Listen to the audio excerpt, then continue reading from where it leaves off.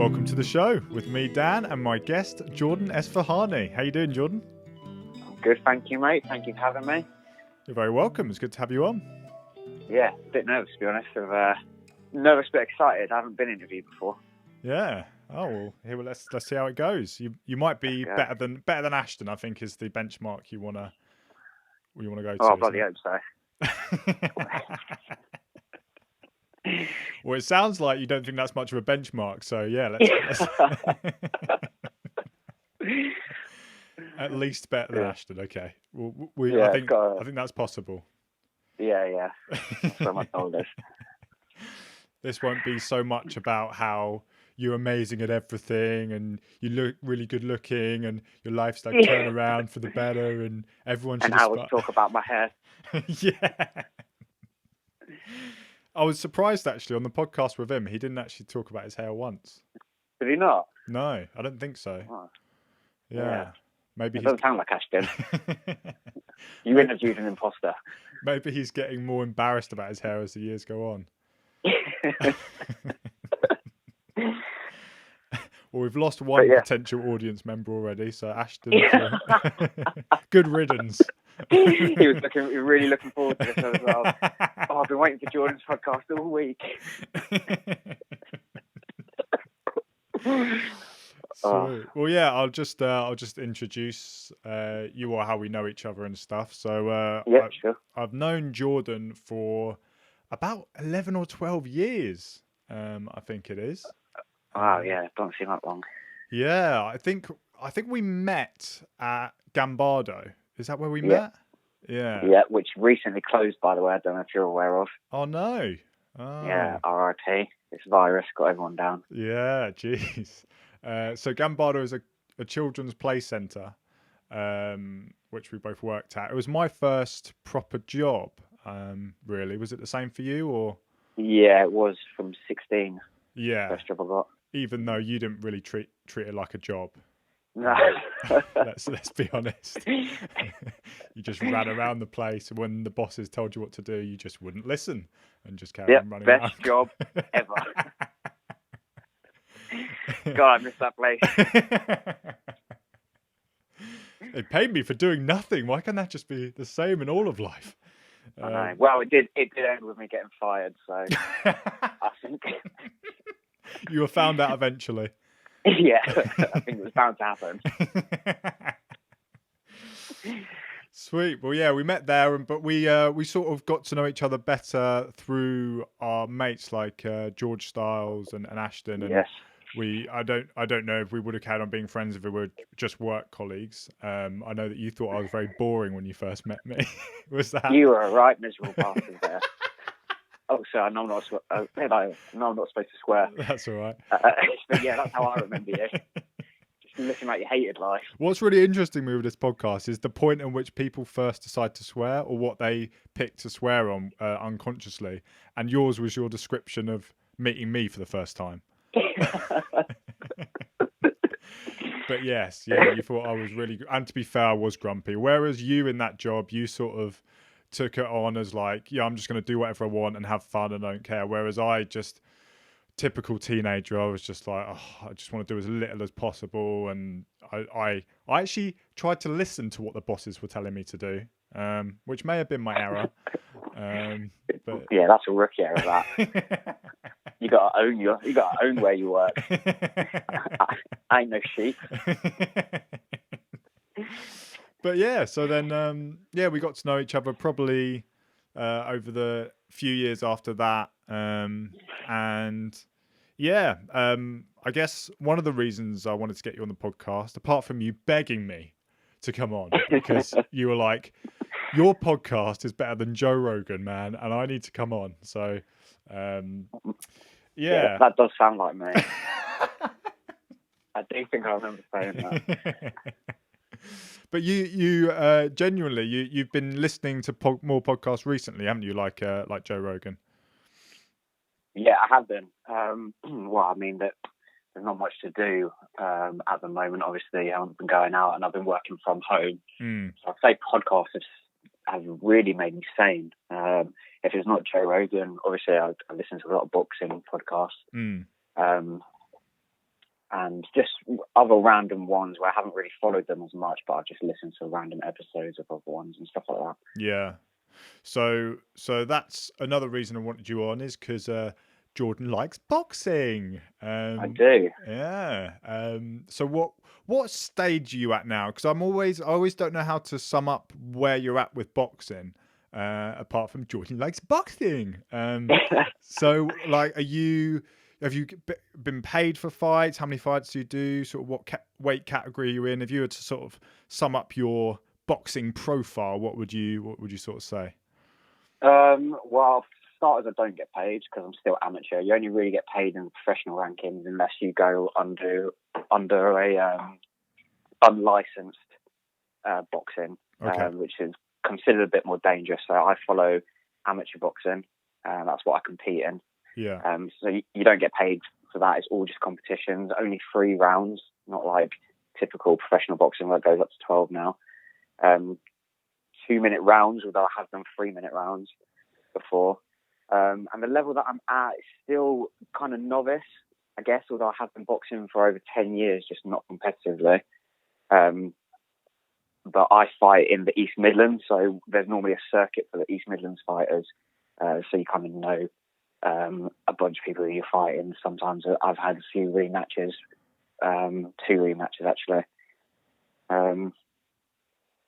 And what was the other question that you asked me? What weight category are you in? Oh yeah, lightweight. So actually, my last fight, I got down to my lightest weight, which was 60 kilograms. Oh, okay. That was a struggle. So yeah, I know fights before that. I normally fight between. So with that weight class, you had to be between 57 and 60 kilograms. Right. Whereas previously, I fought between 60 kilograms and 64. Right. So why do you want to get down to the lightweight category? I think the idea is that you get down as low as you can, hoping that you'll be bigger for people. Right. So, funnily enough, the reason that I actually decided to start taking it seriously in terms of my diet and moving down is because I've never really had any issues fighting between 60 and 64 until I came up in the finals of the nationals, and I fought a lad who definitely came down from what looked like 70 kilograms, right, the weight that I was in, and you just feel it. I felt how strong he was. I felt his punching power. Just hitting him, I felt like it weren't having as much effect. Right. Obviously, because you're pushing back that extra bit of force from the weight that he's carrying. Yeah. And like that was the first time I actually got stopped. So I actually got stopped in that fight. What does that I mean? didn't get knocked out. The referee he hit me with some good shots. The ref counted to 10. I carried on. That happened 3 times, and the ref just decided to call it off. So he won in I think it was the second round by a technical knockout. Even though I was still standing. So when was that? Yeah, that was a while ago. Now that was probably about 8 months ago. Okay. Yeah. So you that's when I realised. Right. Yeah.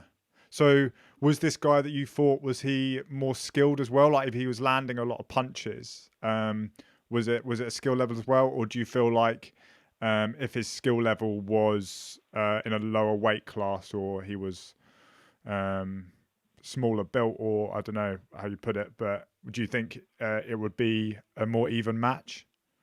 I mean, it was an even match at the end of the day because we did weigh in at around the same weight. I mean, that is what the weight classes are put in place for, to make it even. So there are no really complaints in terms of his technical ability.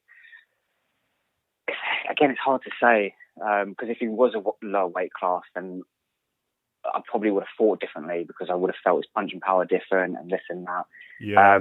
So you can't really take anything away from him. What I will say is I've had a lot of controversial losses, some of which I've actually managed to get a rematch and win.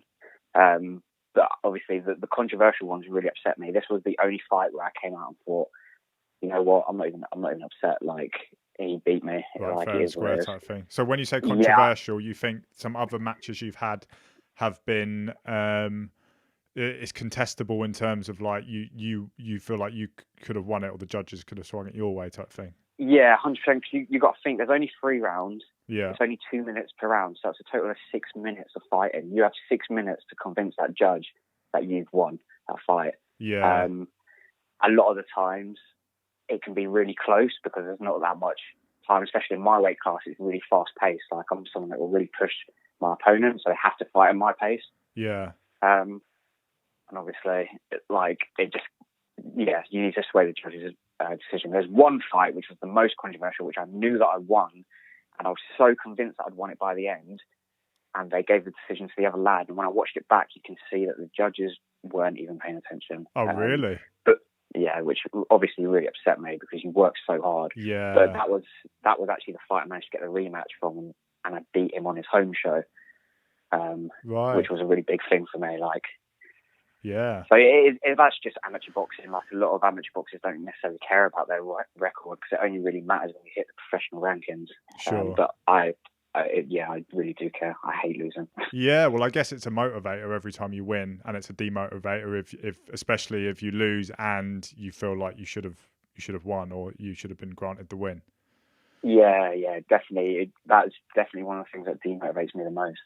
Is a loss. A lot of people might use that as fuel, and it might push them. Yeah. I mean, I just hated it. It always just threw me off. I was like, I don't want to do it anymore. And it would take me like a week to be like, oh no, you can keep going with this. Right. Yeah.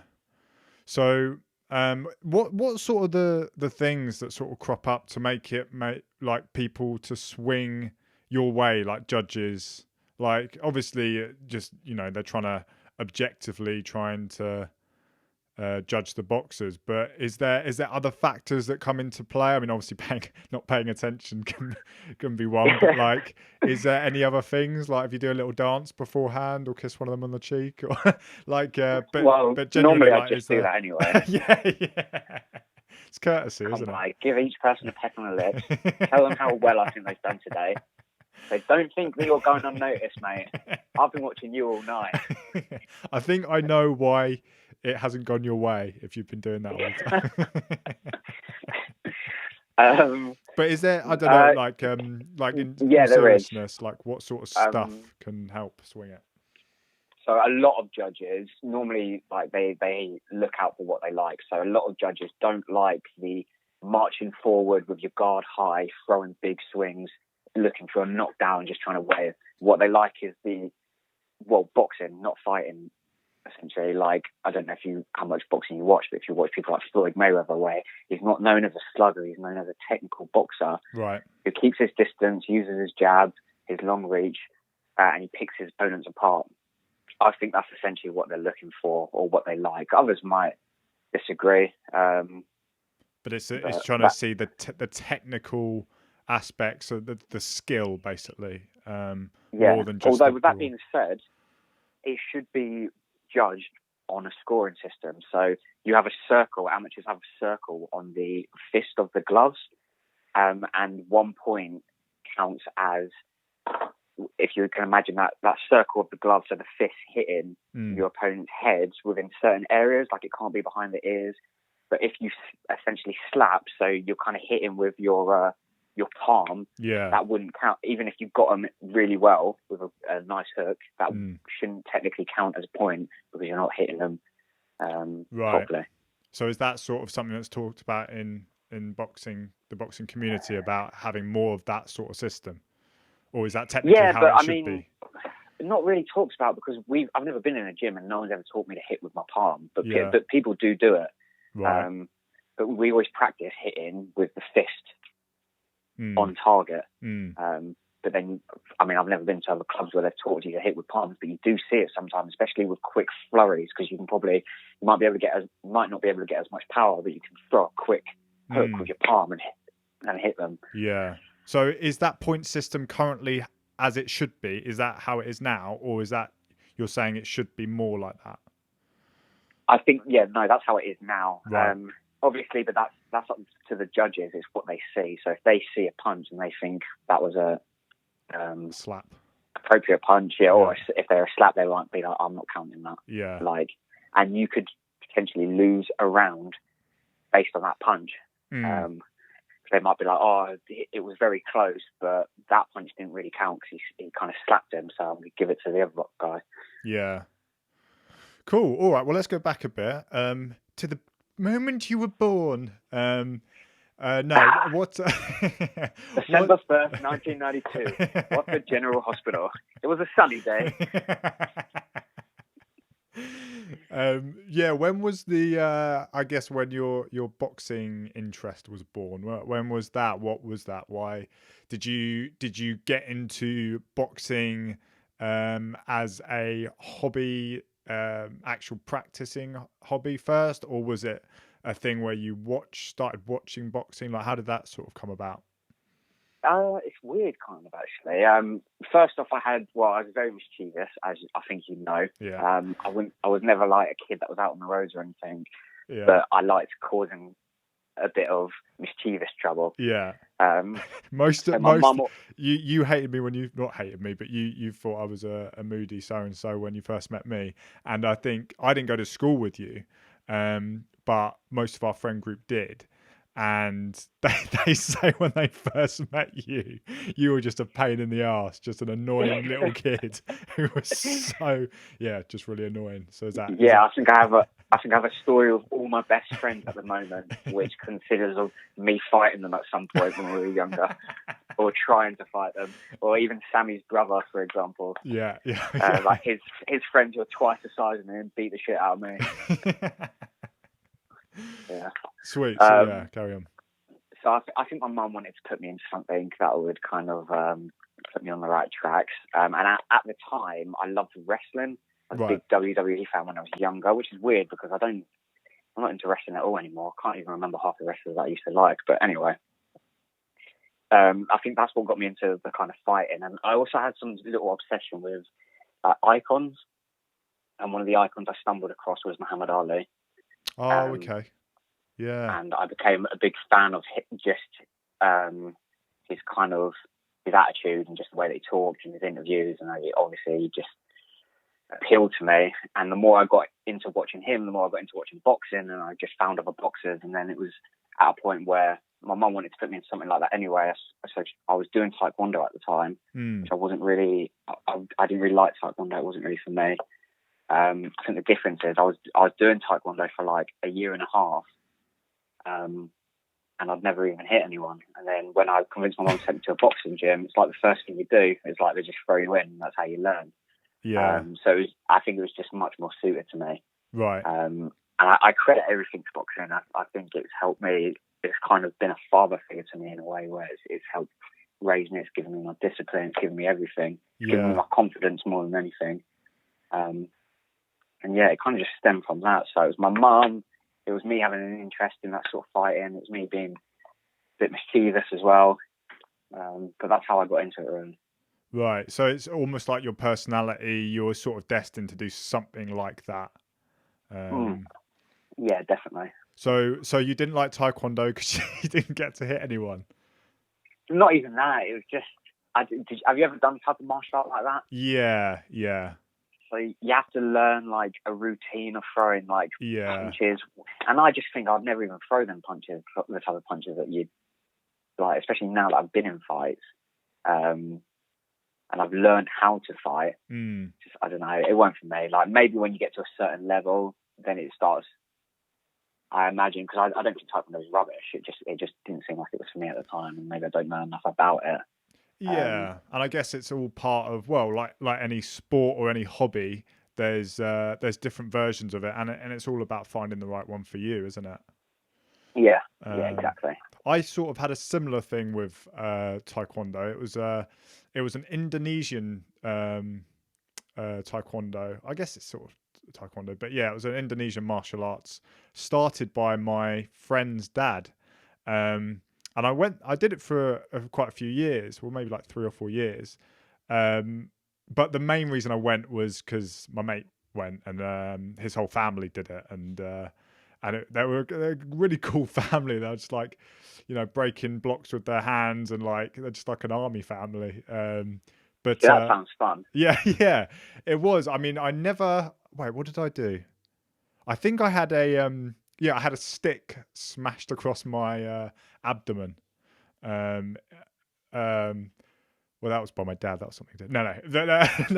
There was like in the testings, you do like belts and stuff. And in one of the testing things, we did like you say, the routine, and then they had these sort of strength things. There was like a breathing thing. Like looking back at it now, I should have embraced it more. But at the end of each session, there was like almost like a meditation. We'd sit down, and I used to really find it boring. Because we had to sort of build up sort of like an inner strength, and I never really understood it. Like in our stomach, like a sort of, they were saying it's like a ball, and you've got to. It's not abs. It's not like the strength of your abs. There's something underneath that, like in your solar plexus, making your solar plexus strong. Oh, right, okay. Yeah, and there was this sort of breathing stuff, and basically with that, then you could do stuff like having stuff smashed across your belly, and like slamming on like metal plates and breaking bricks and all that sort of stuff. So it was really cool, but I was never really got to sort of any level really that was more exciting than just sort of like you say doing the routines and stuff with taekwondo. So I enjoyed when I started doing mixed martial arts at uni. That was much more like, oh, this is a lot more enjoyable for me. So yeah, I get that it's finding what suits you really. Yeah, that sounds fun though. Like to me, I get what you mean. You have to kind of go past all the boring stuff until you get to like smashing bricks and stuff. But again, like another sort of icon hero of mine, as you know, is Jackie Chan. Yeah, I was obsessed with him when I was young. Yeah. And again, I think his movies and the stuff that he does, which is similar to that, just really got me excited for doing a type of martial arts, which is boxing, which kind of found me.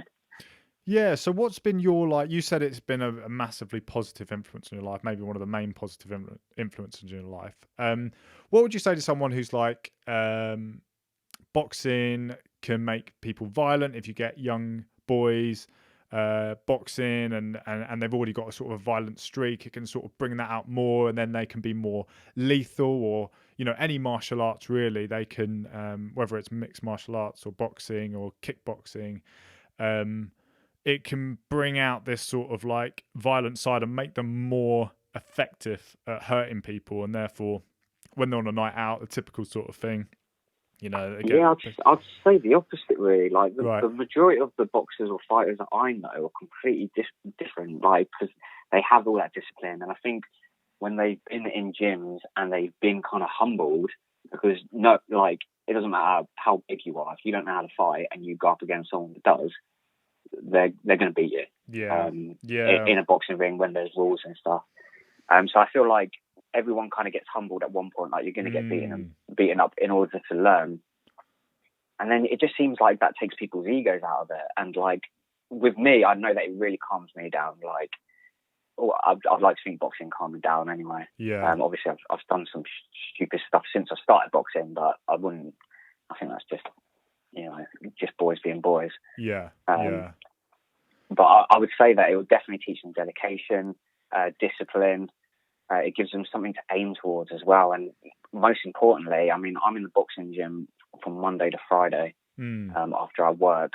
Like, it keeps, and I see it because I train with a bunch of young kids, and it keeps them off the street. And there's one kid, unfortunately, who I know is from a rough background, and he was doing really well. But unfortunately, he decided to leave boxing.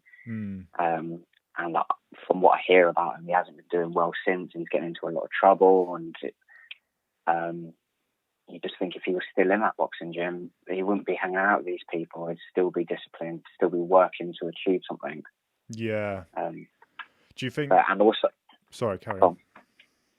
I was also just going to say, like, you got to think as well about the people whose lives this has kind of saved. I mean, obviously, Manny Pacquiao was a big name, someone who came from nothing, where they don't have any opportunities, and look at what he's achieved because he put his everything into boxing. Or those that have been to prison, again, with less opportunities, and this has kind of changed their life around. I know boxing takes lives, but it also gives it, I believe. I completely agree. I think from my understanding of sort of people with especially young boys, because it is pretty much a fact that young boys are a lot more prone to violence and a lot more prone to doing deadly stuff or very harmful stuff to others than young girls. But I think having that as an outlet, it can be so important, because I think another aspect of it for young boys is it's cool. There's this thing with adults always trying to, there's a kid who lives brought up in a rough area, maybe he's a really difficult family background and those sort of things, and then you get this sort of like, teacher or youth worker type who's like, oh, why don't you try horse riding, or why don't you try that, and fair enough, that might work for some people. But the thing about sort of boxing, and I guess rapping as well, like getting sort of involved in a sort of organized music scene, which can be run by youth workers or a club or whatever, it's got that cool factor, and then you can sort of, and then all these other life lessons and benefits come in. So what were the sort of benefits that you've seen over the years, like specifically by doing boxing? Well, just before we get to that as well, we're talking necessarily about boys. I also think, if people are listening to this, how important it is for girls to get involved in this, especially now. Like, female boxing is now put into the Olympics, which is a really big thing. A lot of girls are getting into boxing, and just for self-defense, like, it's such an important thing.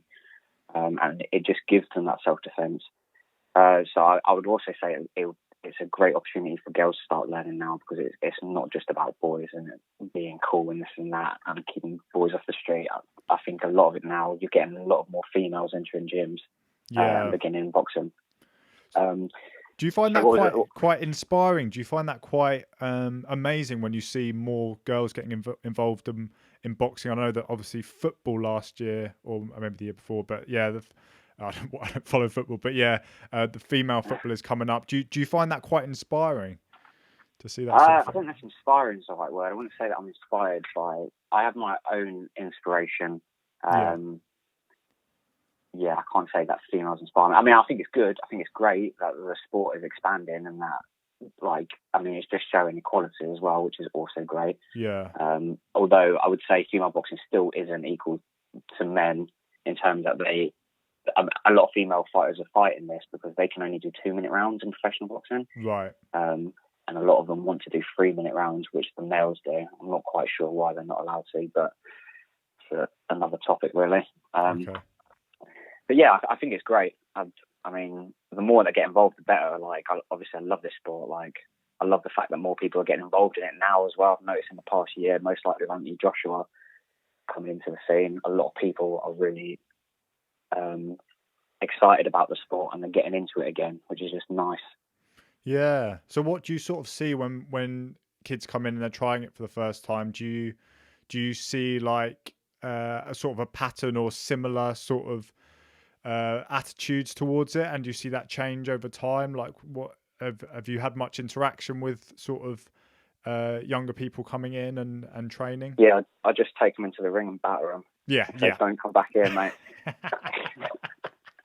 Don't come back here till you learn how to fight. This is the doghouse. I just like kind of encouraging them and giving them little things to do. Like, especially, like, I'll always be encouraging fitness. It doesn't have to be boxing. I think fitness is so important. So yeah, I like it. I always encourage them. Mostly their parents will take them. So sometimes you can get friendly with their parents as well, and you kind of let their parents know that their kids are in safe hands, because I think it can be a bit intimidating taking your kids to boxing gyms. You don't know about boxing, because you might walk in there thinking all these adults are just going to take advantage and like bully my son around or whatever. But I think it's the complete opposite. Normally it's like a family, in my gym anyway, where everyone will kind of motivate each other and push each other, and you're in a safe place. That is saying that they have a good attitude. If a kid comes in and they have a bad attitude and they don't want to be there and it's putting them down on the others, then it doesn't go well. So I guess that's what I'm asking as well. So when you get kids coming in, what's sort of the typical, I guess let's focus on the bad attitudes for now. What are some of the bad attitudes you see? What are some of sort of the typical things when someone isn't doing it right? Kind of going with the motion as opposed to like pushing yourself. Like you can just see that they don't want to be there and the huffing and the puffing. You do get kids that are just, you can tell that their parents have pushed them to go there because they want them to do something new, but they do not want to be there. And I'm specifically talking about one kid really, like that I can picture, and he didn't care that he didn't want to be there. Like he would let us all know. He just didn't like it, and he'd tell us, I don't want to be here. I don't want to do this. But it just brings you down. You know, positive energy brings positive energy. So if someone's been really negative and that it will affect your training. And I mean, although I'm only in the amateur game and I take it very seriously, there are professionals in my gym that do this for a living. Like, so if they're putting everything into this, they don't want some little kid coming up and like affecting their training and not putting them in work and huffing and just getting really annoyed that they're there and just bringing everyone else down. Yeah. And I guess that for that kid, he or she needs to find their own, that Taekwondo didn't work for you, and if this isn't what's good for them, they need to then be moved on to something else. And well, I believe this kid likes gaming, and I think his mum wanted to get him out and do some exercise, whereas he wanted to sit in and play games all day. Right. Which I mean, fair enough. Like, each to their own, but I understand why the mum would push him there. Yeah. Were you, when you first went into boxing then, were you quite keen? Were you someone who had quite a good attitude, or you were quite keen to start it and therefore it was quite easy to progress? I think I always had a good attitude and I was keen to start because I just always loved it and I wanted to go. So I pushed my mum into taking me. Yeah. But I didn't compete for like until... How long have I been boxing? So I've been boxing since I was 14. I've been actually maybe a bit older than that. It's been over 10 years anyway, and the majority of it I couldn't compete because of my eyesight. Obviously, when we first met, I had terrible eyesight. I was wearing contact lenses. Yeah. And I couldn't see, and because I was wearing contact lenses, I couldn't compete. Oh, really? So you're not allowed to compete if you wear contacts? No, I don't believe so. Oh, okay. Not unless you just don't tell them, I assume. But I had to have laser eye surgery before I could start competing. Right. Okay. So when I went to university, I took a sandwich year to work at IBM, where I earned enough money. Well, that was the first thing I put all my money on. Like I always wanted my eyes done. It's the best thing I've ever done. And I got a specific type that could let me compete in combat sports. Oh, okay. Yeah. Cool. So, what were some of when you started, what were some of your things that you were surprisingly you took to quite easily, and what were some of your weakness areas? What was the stuff you had to work on? Fitness was definitely, has always been my best attribute. Right. I'm always very fit. Sometimes I've actually been losing fights based on my technical skills, but I've managed to win because I pushed them to the pace where in the third round they just go flat and then I take over. Right. So it's happened a few times. So it's definitely 100% my best attribute. Is that because you've got that as a strength? Is that sort of a frustration that you can only do 3 rounds, that you'd rather do more because then you feel kind of? Yeah. So funny enough, my last fight I got told was 3-minute rounds. Right. Which I was excited for because I'd had a 3-minute round fight before, and I definitely felt like it was better for me. Yeah. And then I got told as I was warming up that it's only 2 minutes. Right. So I was about 5 minutes from walking into the ring, only to find out that I'm doing 2-minute rounds. And obviously at that point you're trying to remain positive regardless. You're like, whatever, I don't need 3 minutes, 2 minutes is fine. But looking back, I'm like, oh God, I really wish that I knew that was going to be 2-minute rounds beforehand. Yeah. Okay, so fitness has always been one of your strengths. What else at the start did you find you took to, or that was a real challenge? I'm not sure. I think everyone that goes in is just going to be crap, from the start, because you just don't know the technique. So you probably windmill in bags. I would have loved to. I'd love to be able to see myself on the first day that I went into a boxing gym, just to see what my technique was like. But obviously you just learn, like it takes practice, it takes sparring. Now I probably have weaknesses. I had quite an interesting one. So I did this Sindo, which was the name of the Indian self-defense, and there was not. I don't remember ever doing sparring in that. There was no sparring, which again, like you, I sort of that was one of the things that I really wanted to try, because I think for me one of the reasons I wanted to do a bit of fighting was so that I could defend myself if I needed to.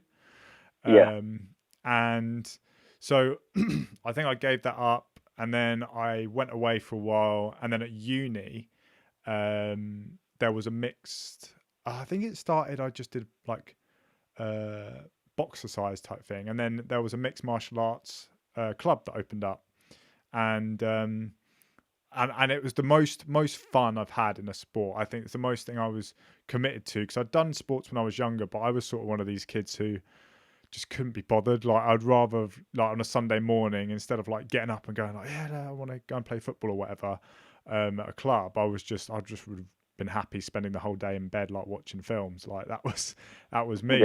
So actually doing mixed martial arts was a real amazing eye opener for me, that I'm actually really enjoying this and I really want to do it.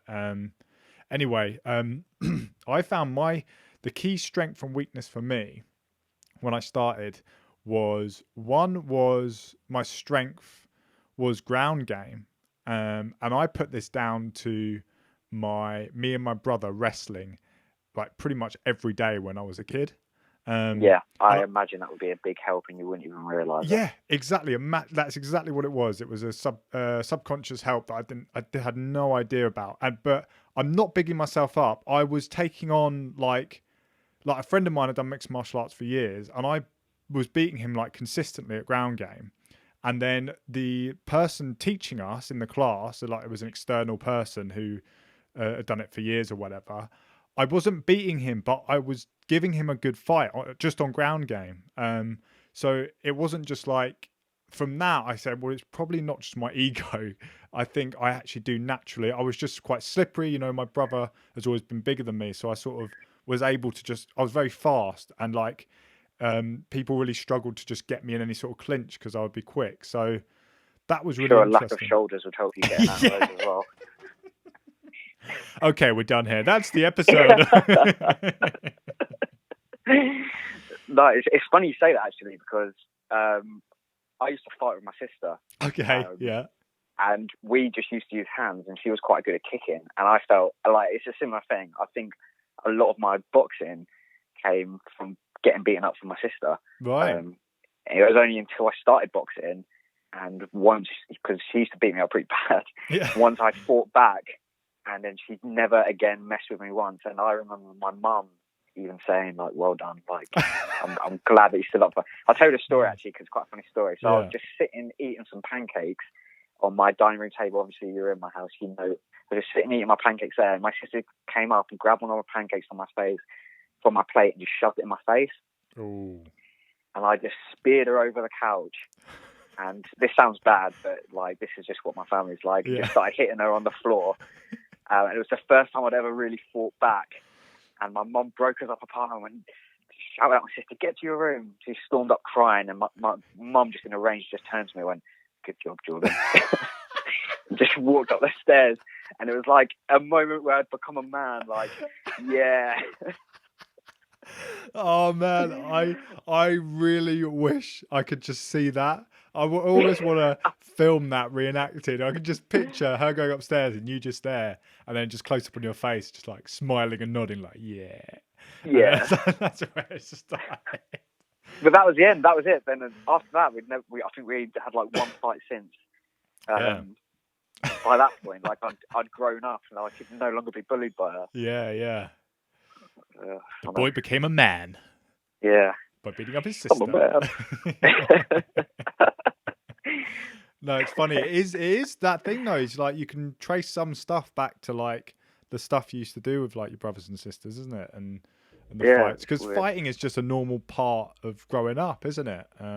Whether it's arguments or actually, wrestling and actually getting physical. I don't know about you, but the thing I really struggled with when I started doing mixed martial arts was defense.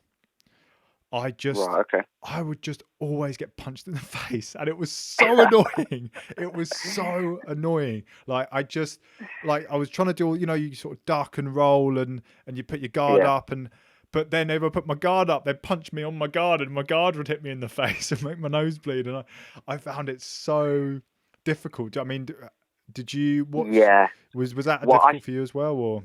I think a lot of that again just comes with drills and just practicing. Like you've Mm, got to, as weird as it sounds, you've got to not be afraid of being punched, which will take experience. Like you've got to go through it a few times, and then when you're no longer afraid, you react quicker because you're just calmer, so you can see it coming and you just react from that. But I think in order to get to that stage, you just need to take a few punches to the face. It's the way it is.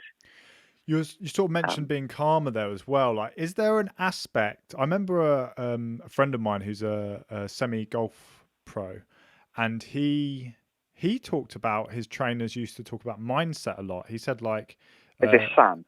yes, yeah. Yep. We used to talk a lot about, and that was a big part of his training was getting into a mindset. Is that something that you experienced like then or later on, or at any point of like your trainers, or just you personally figuring out yourself? But part of you figure that out on fight night. Right.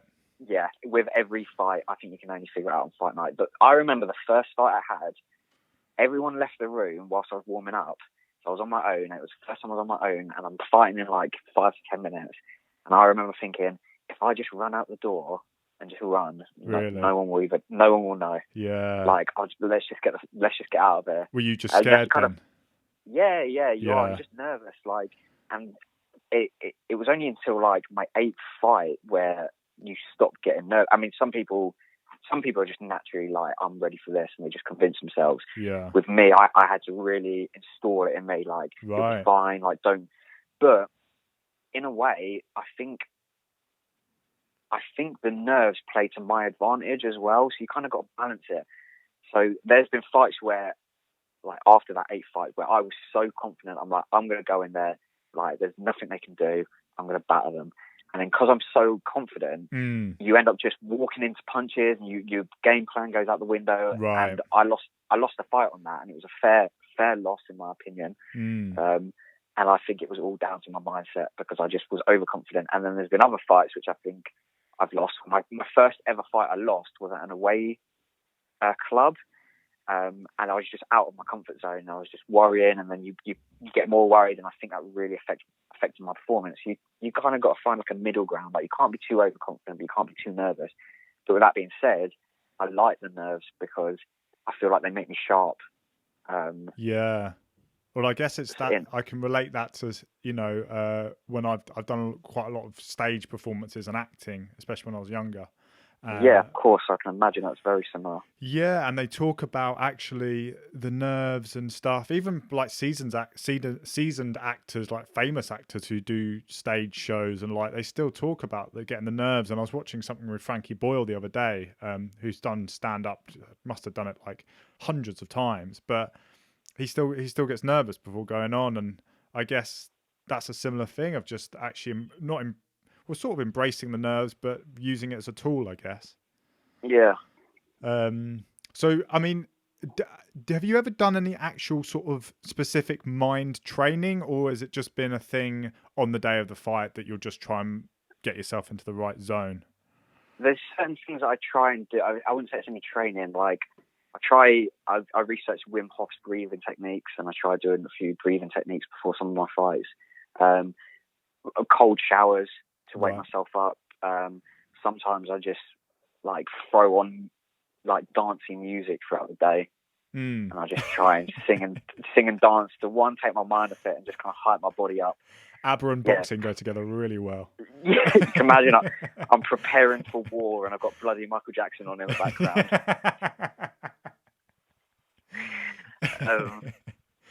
But I don't know if there's any like techniques that I've kind of picked up from others other than maybe breathing ones and just trying to keep myself positive. I remember my first fight, the lads came down to visit, and because I was so nervous, I was really agitated, and also it was my first time dieting, so I wasn't used to the feeling of like being starving.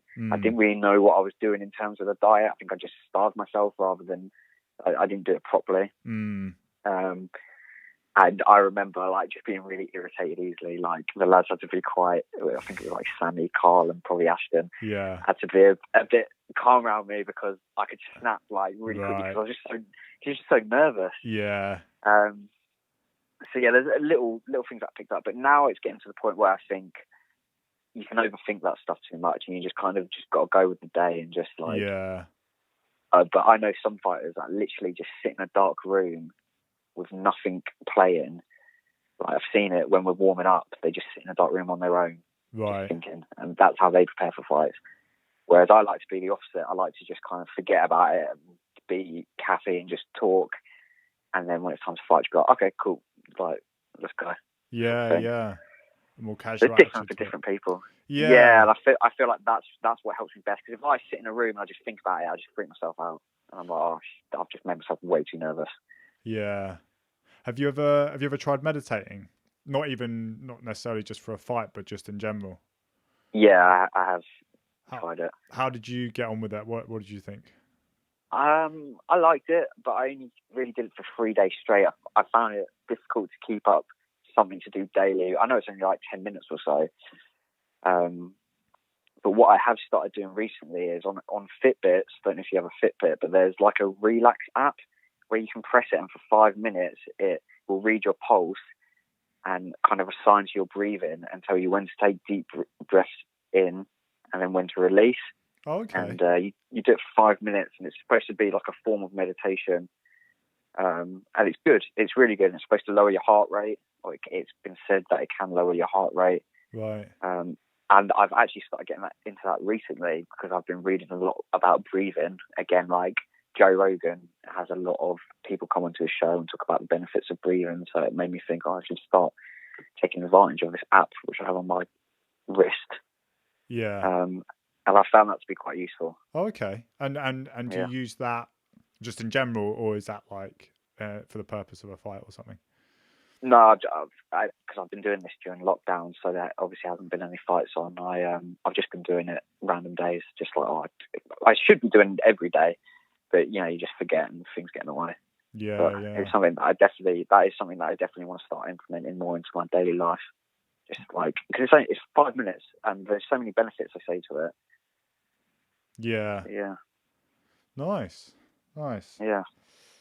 So what's like the training usually like for you? Like what for people who know nothing about the lead up to a fight, like just explain that, because you sort of say in normal times you sort of train like 5 times a week.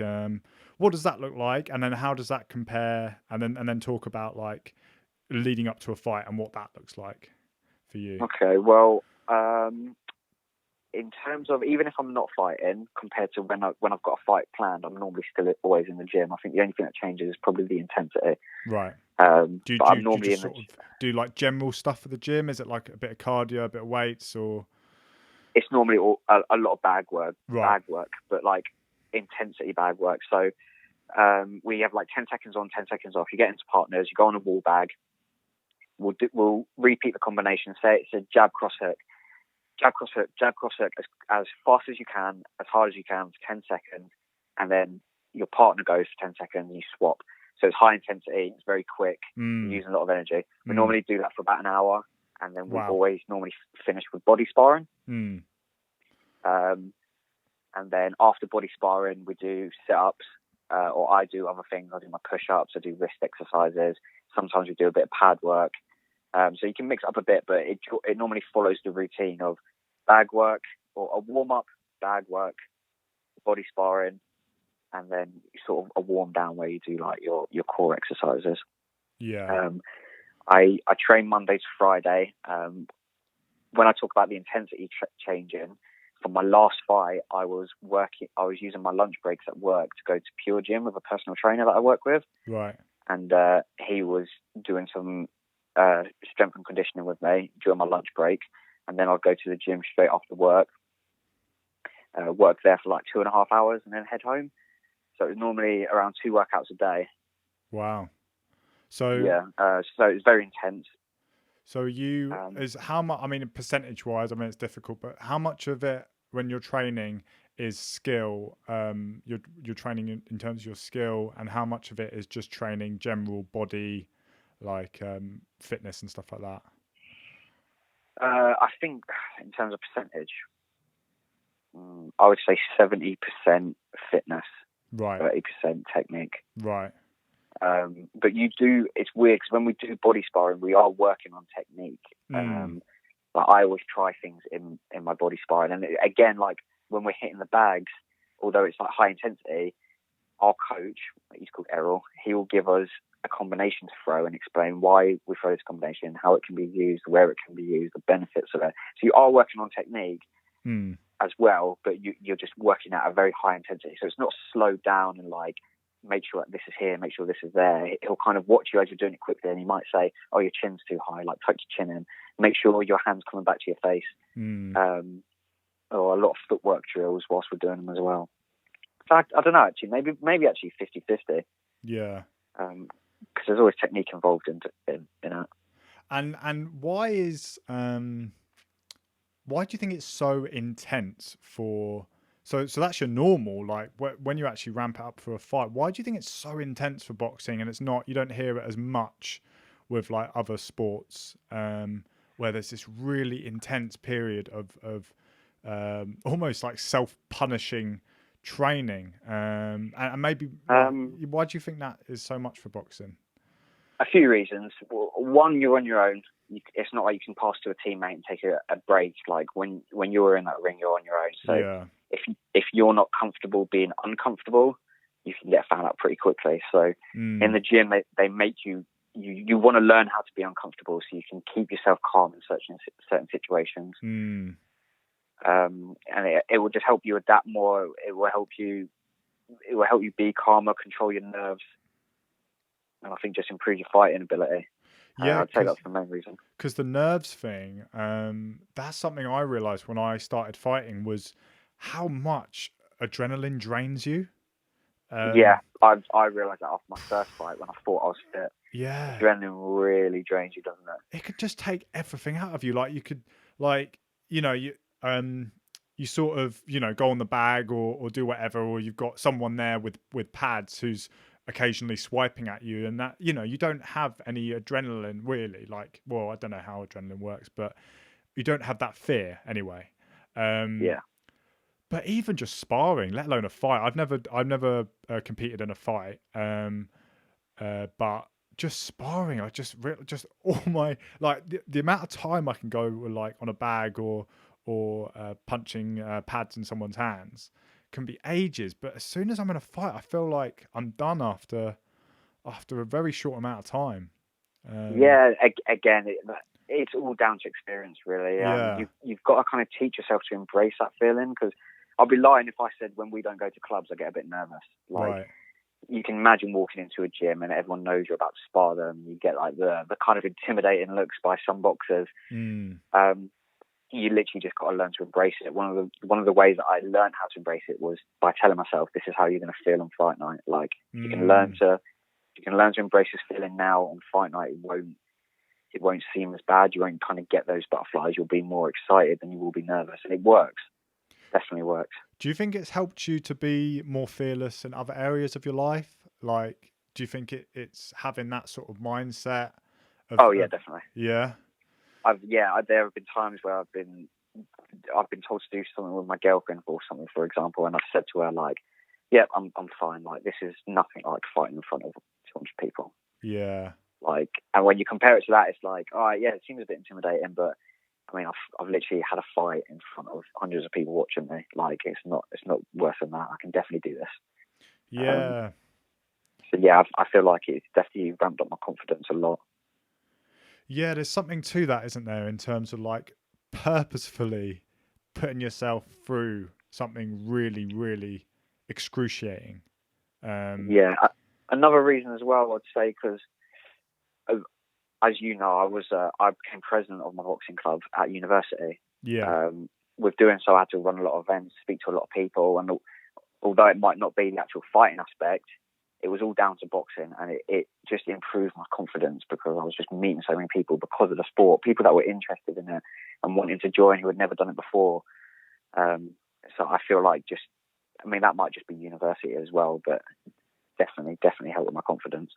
Yeah. So I guess that would be something you could recommend to people who were struggling with confidence or there's a sort of fearlessness and a proactivity as well.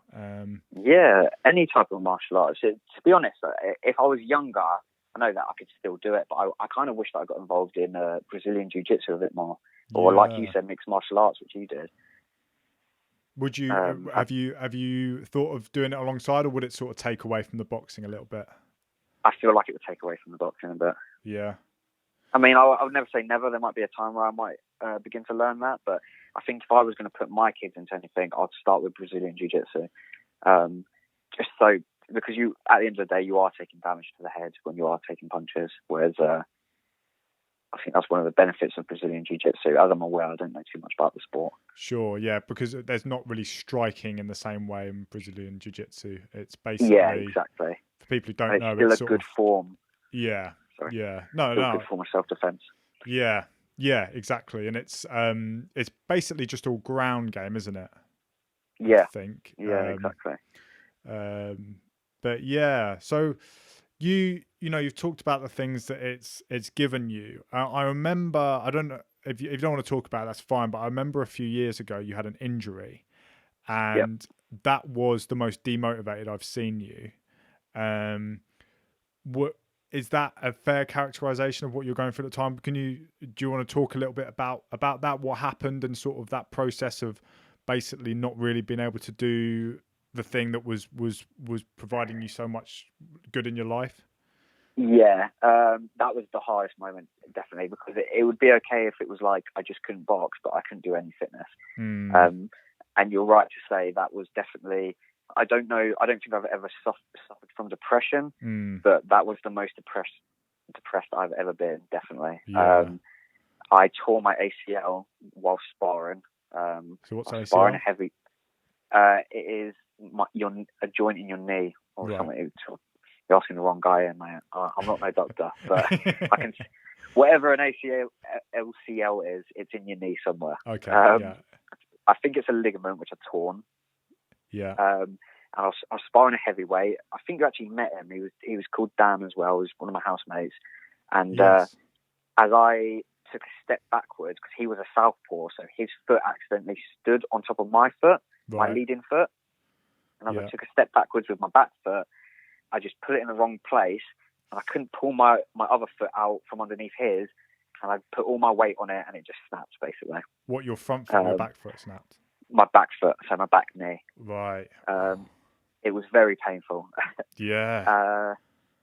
So I went to hospital.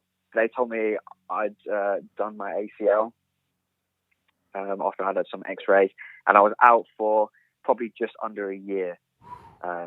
So yeah, it was very, very hard because I had to wait in order to get an operation done. I didn't go private, which was probably a mistake. But what I had to do was leave it for a few months and then start building the muscle back up. So it started to come back very slowly. And then I think after 3 or 4 months, they managed to slip me in for an operation a bit earlier than expected, which was good. Right. And then once they operate on it, it pretty much goes back to normal. And my legs compared, the one that had the injury just turned into a stick. All the muscle just went. Oh, really? It looked really weird. It looked really weird. And then after the surgery, you just have to build it back up again, which was a really, really long process. Yeah. It's funny now. Like, I actually feel like the leg that went through the injury is stronger than my other leg because I put so much effort into building and repairing it, and I did everything like they told me to. I really followed my physiotherapist. So I know that my legs come back very strong. I don't know how it's going to be in the future. I imagine that I might have some issues with it. But yeah, it really threw me off sports. I couldn't really do anything. I only started to really get happy again when I could start doing the small exercises which they recommended. So it was only like, we want you to do 10 squats and then like an hour later do another 10, and then leave it for the day. Yeah. But that for me was like too little. So I would do everything in 50s because I knew that I could at the time. It wasn't hurting, and I knew that I could build up my muscle that way without doing any more damage. So I upped it a bit more than they recommended. And then, eventually it just went back to normal. I don't really have any issues now other than my flexibility. Right. My knee can get very stiff. Yeah. But it's healed very well. So, again, if you don't mind me asking, why? Because the reason I ask this is because I feel like it may seem like a stupid question, but I feel like when stuff happens, when bad stuff happens, we all react differently depending on the person and the situation. So it will sound like maybe a simplistic question. It may seem obvious, but why do you think you got so low when this happened? Because, I could imagine someone else who would a completely different person, different background or whatever, going like, oh, well, I can't do this, but it's fine. I'll just do this for a few months. And, why do you think it really affected you so much? Well, I think because it was my leg, I couldn't do any exercise. Maybe like upper body stuff, but even that was quite restricted because I really couldn't move my leg without it being in agony. Right. Yeah. I was in a very small apartment. I lived on the 3rd floor, so it took a long time to get up there. And then once you're up there, you can't really come back down. So I was kind of stuck indoors all day. Right. And on top of all that, I was smoking a lot of weed. And I think when you combine all that together, it can really have an effect on your mental health. Because I just wasn't in the right place anyway. And although I don't think weed smoking necessarily causes depression, I think at the time, because I just wasn't in a happy place, and used that, it just made me worse and worse. And and it was the end of university. So whilst everyone was like getting their results back with their exams and getting ready to say goodbye to everyone and have like one final night out, I couldn't really do that. I was stuck in a wheelchair. So I went to pre-drinks, getting pushed around in a wheelchair, and then when I went to everyone going out, I kind of had to go home because I couldn't go into clubs. Right. Like with my leg all dodgy. So I think I was a bit upset about that. I was like, oh, like this is the moment that everyone's been waiting for, really, to say goodbye, and I'm kind of missing out on it. Yeah. So it's like a load of things sort of at once that were difficult. Yeah. Yeah, definitely. And I just love fitness. I love working out. So when I couldn't do anything, again, that was probably the thing that brought me down the most.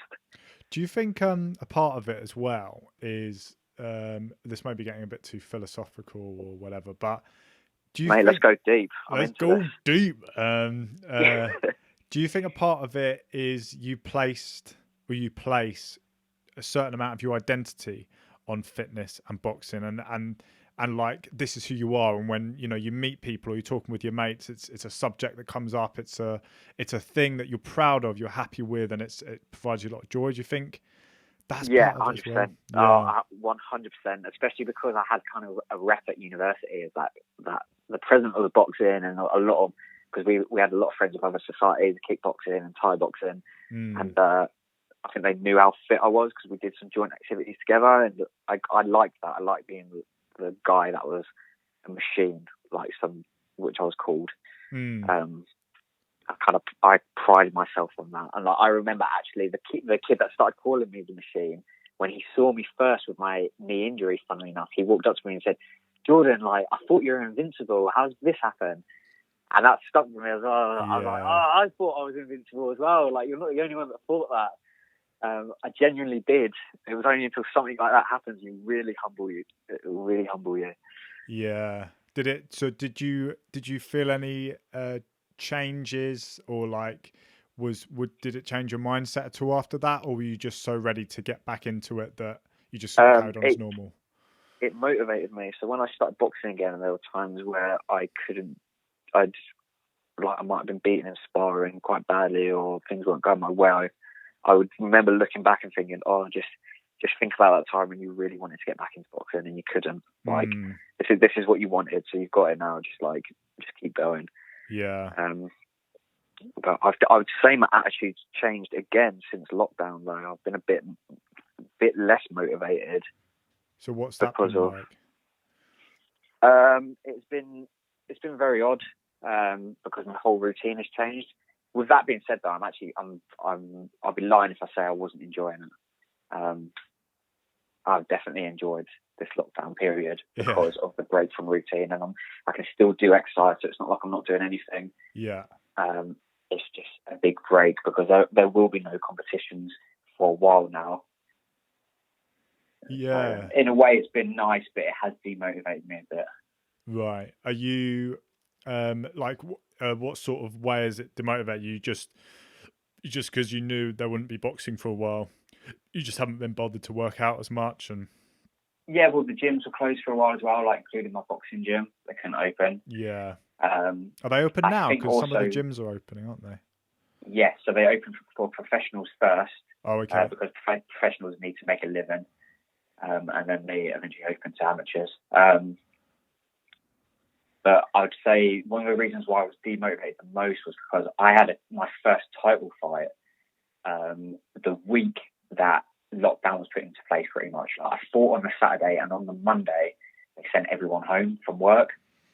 And I remember I had Monday booked off, so everyone was sent home from work, and I just found out the news, and I was like, told my girlfriend, we need to run into the office and grab my computer because they might send everyone back and my computer will already be there, and they might make me work in the office. Yeah. So it was that close. Wow. And no one really knew what was happening at the time. So, but luckily I managed to fight on Saturday. Unluckily I didn't win. Okay. Which really demotivated me, especially because the kid who I fought I'd actually beaten before. Right. So I think a part of me was a bit overconfident going into it. What is it? What is a title fight? So I was fighting for the East Midlands belt. Oh, okay. So it's a real big in my deal. category. Right. Yeah, it was. I'd been training for it for a while. I'd had it on my mind that was my goal, my end goal. Like I always wanted that belt. Yeah. It was all perfect. The fight was in Nottingham, where I live now. So I could drive to it. It was against someone who I'd already beaten. So that gave me a bit of confidence. But obviously it wasn't meant to be. So I was very, very, and obviously I made it to my lowest weight of 60 kilograms as well. So I killed myself to make that weight. Yeah. I was like stick thin. So what sort of stuff were you doing then to get to that weight? I was in a big calorie deficit. Like I said, I was training twice a day. A lot of people lose water weight. I decided not to do that. I didn't want to lose water weight because I didn't want to.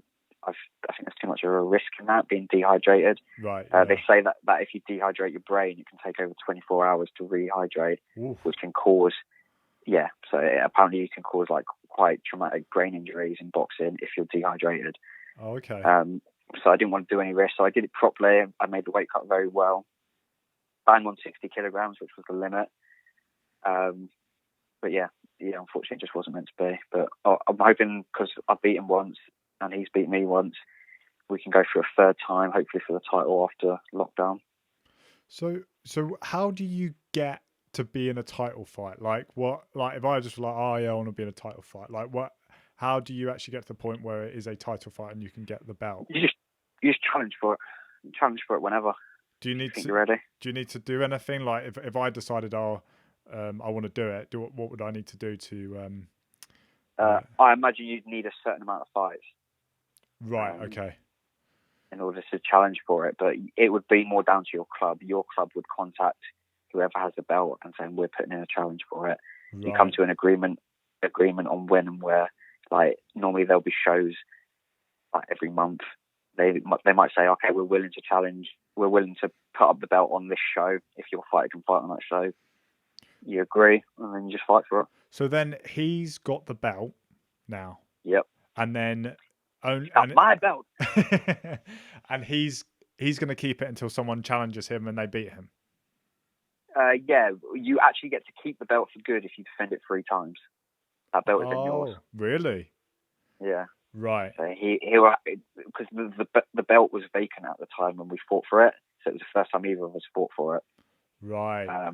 So he will have to defend it 2 more times, I think, or 3 times from now. I'm not sure. How does it become vacant? Because the person who originally had it defended it 3 times, so then it's his. Oh, so then a new belt gets created. A new belt comes. Yeah. Oh, okay. We're fighting for a novice belt, whereas there are elite belts which are like different colours. They're a lot nicer, but like it means the competition's much harder. So that kid now has defended it 3 times. He'll probably go on to fight for in the elite level. What, he has defended it 3 times, or if he does? The person who had it before, right. It became vacant. Yeah, so he's probably moved up to an elite level. So what's your motivation now? Where do you want to just face and try and get that belt? If I'm honest, I don't have any. I'm just enjoying. Like I said, it's such a vigorous routine. Like every day, Monday to Friday, I end up getting back home. I leave for work at 7:30, 8ish. I get home at like 9 p.m. Right. So what I'm enjoying now is being able to spend time with my partner. If I'm honest, Yeah. It's made me realise like what I want. Like I will definitely probably have another fight. Like I want to challenge this kid when all this calms down and we know what's what. Yeah. Because I want that belt. But in the meantime, I wouldn't say I'm unmotivated. I just say I'm happy because I am still working out. I'm just not doing it to the same strenuous routine that I was with before. Right. It's just like, I'm just going to a boxing gym 2 days a week or 3 days a week, and in between I'll go for runs and play basketball just to keep myself fit. Yeah, that sounds. It sounds similar to my brother, but I won't say it in what way. But I'll just find out from you first. But like, what ways have you changed? Why do you not think you're as, like, the fact that you're going through this time and whatever, but you're happy and you sort of, things have started to change in your head. What is that? What have you sort of valued more? What do you think will change coming out of this? I think I'm just speaking to my partner Karis. I think I'm just like a family guy. I like being with her. I think eventually we'll start a family, and I won't want to be training all day, missing out on it. So you feel like you've appreciated her more, and you've appreciated, that lifestyle that you want to have. Yeah, I have. I've appreciated just like I love working out. I always will, but that doesn't mean that has to be for 4 hours a day for me now. Or it might be until I stop boxing anyway. Like when I compete for this next fight, I know I'll be training all day, every day, as much as I can again, because that's how you achieve your goal. But in terms of like, I always thought, maybe one day I'll go pro, and that's always been on my mind. Whereas now I'm thinking, I don't know if I want to go professional. I think I'll just enjoy it while I can. Yeah. When it comes to having a family and stuff, I'll settle down and I'll enjoy more time with them. Yeah. That was actually going to be one of my questions was, would you want to go pro? So, yeah, do you think that's changed then? If I'd asked you at the start of the year, like January, do you think you maybe still would have wanted to go pro? Or maybe the big thing for me is like, you have world champions at 20 years old. Right. I'm going to be 28 soon. Like, is there a point of going professional? I probably am not going to make it to a world level at this age. It's a shame I couldn't start earlier because of my eyesight, but during the time when I got my eyes fixed, like, I can say I gave it everything I can. So yeah, it was a big decision because in my head I always really told myself that I would be. Yeah. But I am happy. I'm happy now that I've stopped, and I'm just kind of embracing life, and I'm just enjoying not having to train all the time. That's it. That's it. Do you think it's sort of like realizing you want balance in life? Like with if you're going to be great at something, you almost need to set so much of your time aside for it, and you need to let other areas of your life, whether it's your job or your family or your friends, all these other areas of life are inevitably going to suffer if you're pursuing this one thing. Do you think it's sort of like rebalancing that and realizing, actually, I don't want to give a lot of this up? Oh. Yeah. Essentially, that is pretty much it. It just takes up so much time, and you've got to make a decision on what you want. And at this stage in my career, I just don't think it's worth putting everything into boxing when I think it's too late to get anything out of it. Yeah. Do you think, has the head damage thing come into play with that decision, that sort of leaning as well? Like, yeah, I try not to think about that. But I've been watching. I try not to think about that because I can't. Mate, sometimes you meet boxers. So I met a professional boxer, and he literally talked like that, and I'm like, and I'm about to go into fight, and he's wishing me good luck, and I'm like, cheers, mate. Let's hope I come out not punch drunk. So yeah, it hurts to think now. Good luck. Good luck in your fight. You're gonna do really well. Oh, okay, cheers. And especially now, I don't know if you've seen like the documentary on like Aaron Hernandez, the American football player on Netflix. No. Have you heard about that? What's it called? I'd definitely recommend it. I don't know what it's called, but he's called Aaron Hernandez, and basically he was an American football player who basically turned into a serial killer. And when he died, spoiler alert, sorry I had to ruin this for you. That's right. Sorry to anyone else who wants to watch this now as well.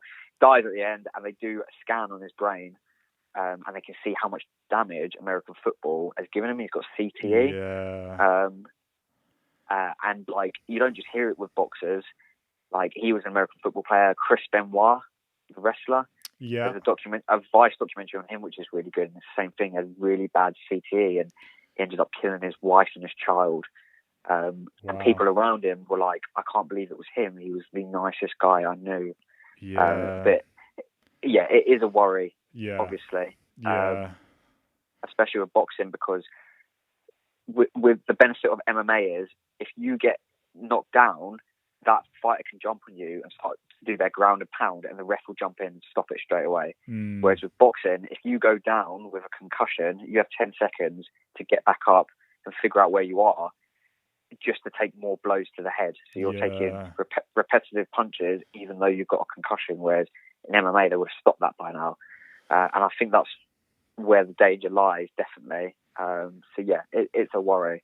But when you're like me and you don't get hit, son, it's like, you know. Yeah, no, I'm that. I was just checking, but I think that is pretty much very, very similar to my brother. So my brother's played American football player. Yeah, and he was brilliant. He was like captain of the team in uni. So, and he was also played for the London Blitz. I hear from other people who actually went to uni to Birmingham. So Collins went to uni, and he knew about Ben, and yeah, so he was very good at it, and he loved it. He did it for many years, but I think it was last year, it might have been a couple of years ago, he said to me like, yeah, I think I'm just gonna, basically move out of American football. And one of the main reasons are just, the head injuries, and I just, I don't want, it's not worth it for me anymore. And it's a big decision as well. Like, if I was to say, I don't want to take punches for the rest of my life. I don't want to be punched in the face for the rest of my life. And just me saying that is like, well, then you really don't want to go into professional boxing, because like the damage isn't necessarily done in fights; it's done in sparring. And that's one of the reasons we do body sparring every day. Right. It's a way of taking blows without it being to the head. So you get to learn punches come in, you get to defend yourself to the body, which you learn obviously, and it just increases your stamina and your endurance going round after round, just doing body sparring. And our coach does that specifically because he doesn't like us taking blows to the head all the time. He doesn't think it's important to do sparring every day where you're just damaging your health. Yeah. So I'm lucky enough to have a coach that does care about us in that way. Yeah. Yeah, I guess that makes a huge difference, because you already have pressure from people that always thought, you might be a pro or whatever. But then if your coach is very aware of the dangers and stuff like that, and that can be helpful in terms of making a decision not to go too hard with it, or decide not to. Yeah, he's trying to convince me to go pro though. Oh, is it? Okay, fair enough. Yeah. So don't care about me that much. But yeah, I think it's I think this is a start part of our lives, sort of we're in our mid to late 20s or going to late 20s, and it's sort of this thing of like, well, I mean, I feel it with with film. I can relate to it in terms of film. And my brother, at one point he wanted to go to America to carry on American football there, and these sort of parts of your life where you go, it's sort of like this conflict between, you look back at the 14-year-old you and you go, would he let me sort of give up? But then you also look at your life now and the genuine happiness you get from these other things that would suffer. And I think that's the sort of conflict we get at this time of life. Yeah, times change, people change. Yeah. I certainly know I'm not the same kid that I was when I was 14 anyway. Yeah. I hope not anyway, Jesus. Yeah. We all hope that, isn't it? I didn't meet that guy, but I don't want to meet that guy. Cool. Well, yeah, I reckon we could probably leave it there. All right. Yeah, that was a good hour and 20, about an hour and 20. It flew by, my friend. You're incredible at interviews. The next Joe Rogan.